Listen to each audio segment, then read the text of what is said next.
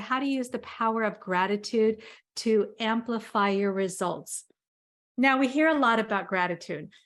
Everyone says, wake up with your daily gratitude practice and, write down those 5 things that you're grateful for.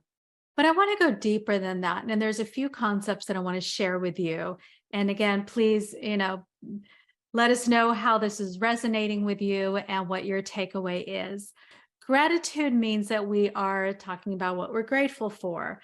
Now, there's a couple of schools of thought around gratitude. Number one, it's recognizing what's already there. And what that does is it shifts our focus into what we have. Now, when you look at how do you create, how do you shift your mindset?